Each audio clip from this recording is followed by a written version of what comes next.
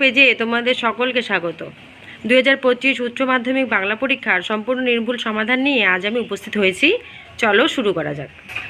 প্রথম প্রশ্ন, শূন্যস্থান পূরণ রয়েছে। টাকাটা কোনো ড্যাশ দিয়ে আসতে হবে। উত্তর হবে রিলিফ ফান্ডে। মৃত্যুঞ্জয় কোথায় এসে বসলো? ঘরে। ভাত খেয়ে দেহে শক্তি পেলে উৎসব কি খুঁজে বের করবে? উত্তর হবে বাদাটা। বুড়িকে হরিবোল বলতে শুনেছিল নকরি নাপিত। শূন্যস্থান পূরণ। এতক্ষণে মুখ খুলল বললে। উত্তরটি হবে চৌকিদার। সত্য কঠিন বলে কবি তাকে ভালোবেসেছিলেন। কিসের মতো লাল আগুন? মোরগ ফুলের মতো। আমার ক্লান্তির উপরে ঝরুক। কি ঝরার কথা বলা হয়েছে? মহুয়া ফুল। গাছগুলো বসাও। কোথায় বসাতে হবে? বাগানে। নিহত ভাইয়ের শবদেহ কবির মনে জাগিয়েছিল ক্রোধ। সে অভিনয়ের ভঙ্গির বহুল ব্যবহার আছে। কোন অভিনয়ের কথা বলা হয়েছে? কাবুকি থিয়েটার। রজনীকান্ত চট্টোপাধ্যায় থিয়েটারে আসার আগে চাকরি করতেন পুলিশে। পুত্র রাজনীতি বড় কূট। কার উক্তি? রজনীর। ভারত জয় করেছিল তরুণ আলেকজান্ডার। নেক্সট কোশ্চেন, বলি কান্ধারে তিনবার কাকে ফিরিয়ে দিয়েছিলেন? উত্তর হবে মারদানাকে। বাংলা গানের সঞ্চারীর প্রবর্তন কার অমর কীর্তি? উত্তর হবে রবীন্দ্রনাথ ঠাকুরের। সহজপাঠ গ্রন্থের অলঙ্করণ করেছিলেন নন্দলাল বসু। বাঞ্ছারামের বাগান চলচ্চিত্রটির নির্মাতা হলেন তপন সিংহ।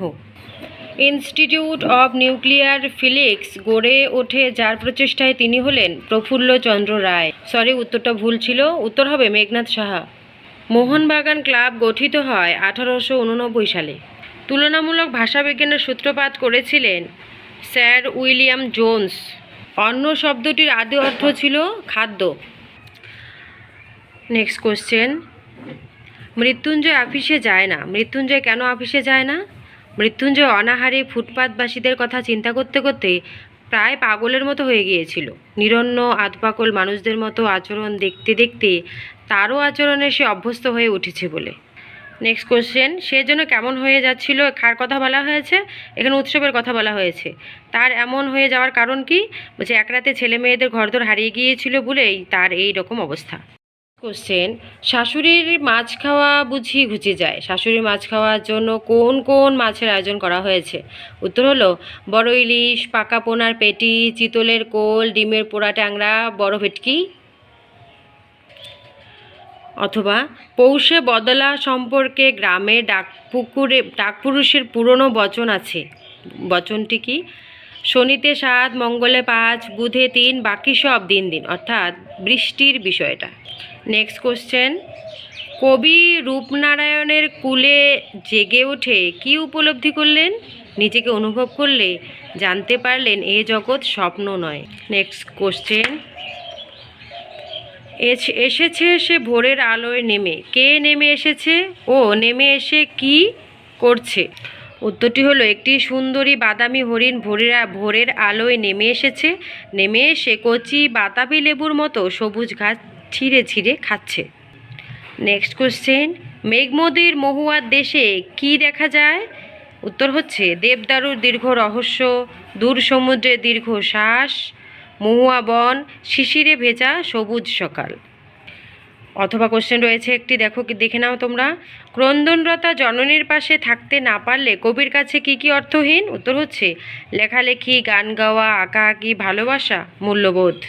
নেক্সট কোশ্চেন, দুরন্ত অভাব থেকেই এর জন্ম। এখানে কোন অবতারের কথা বলা হয়েছে? উত্তর হলো ভালো স্টেজ নেই, সিনসিয়ার, আলো ঝালোর কিছু নেই, একটুও ভালো লাগে না বাড়িতে। বক্তার ভালো না লাগার কারণ কি? উত্তর হলো নানা রঙের দিন নাটকে রমণীর একা একা বাড়িতে থাকতে ভালো লাগে না। নেক্সট, পড়তে জানে এমন এক মজুরের প্রশ্ন। কবিতায় কোন কোন দেশের উল্লেখ আছে? উত্তর হলো চীন, রোম, ভারত, স্পেন এবং বাইয়েন্টেন। ভাষাবিজ্ঞানের দিক থেকে আদর্শ অভিধানে প্রতিটি এন্ট্রি বা শব্দের 3 স্তর থাকে। স্তর 3টি কী কী? স্তর 3টি হলো গঠনগত স্তর, অন্বয় স্তর এবং বাগার্থগত স্তর। প্রত্যয় কাকে বলে ও কয় প্রকার? উত্তর হলো ধাতু বা শব্দের পরে যে সকল বর্ণ বা বর্ণসমষ্টি যুক্ত হয়ে নতুন শব্দ গঠন করে তাকে প্রত্যয় বলে। প্রত্যয় 2 প্রকার। ন্যূনতম শব্দজোড় বলতে কি বোঝো? যেখানে দুটি ভিন্ন শব্দের মধ্যে উচ্চারণের ন্যূনতম পার্থক্য থাকে তাকে শব্দজোড় বলে। যেমন তালা, থালা। গুড। আমরা এখন বিষয়ভিত্তিক বর্ণনামূলক প্রশ্নাবলী মানে 5-এর কোশ্চেনগুলো একটু দেখে নাও।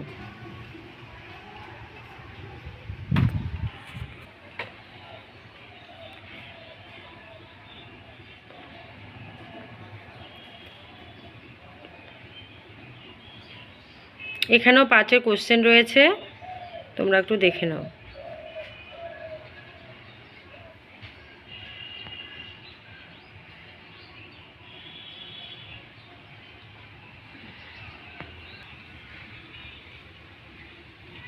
এগুলো সব 5-এর, হ্যাঁ, তোমরা একটু ভালো করে দেখে নাও, কোশ্চেন খুব ভালো হয়েছে।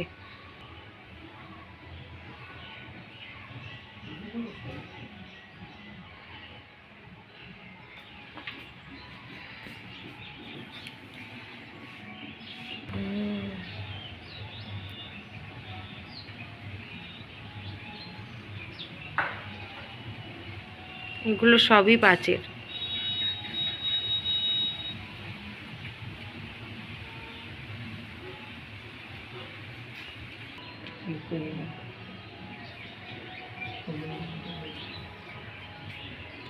আর এখানে দেখো বলেছে 10-এ প্রদত্ত অনুচ্ছেদটিকে প্রস্তাবনা বা ভূমিকাস্বরূপ গ্রহণ করে পরিণতি দানের মাধ্যমে একটি পূর্ণাঙ্গ প্রবন্ধ রচনা করো। দেশ ভ্রমণ সম্পর্কে বলেছে, তোমরা একটু করে দেখে নাও। নেক্সট কোশ্চেন রয়েছে প্রতিপক্ষের যুক্তি দুর্বলতা প্রমাণ করে স্বপক্ষে যুক্তিবিন্যাস করে প্রবন্ধ রচনা করো।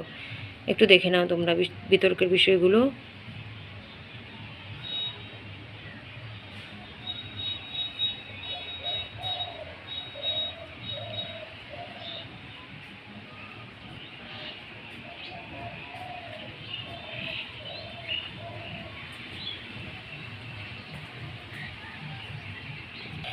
প্রদত্ত সূত্র তথ্য অবলম্বনে একটি প্রবন্ধ রচনা করো।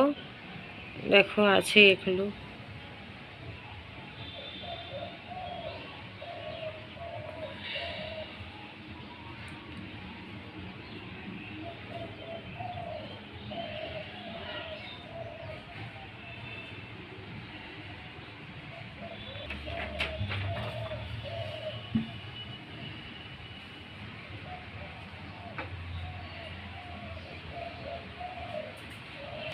এই ভিডিওটি দেখার জন্য তোমাদের সকলকে ধন্যবাদ।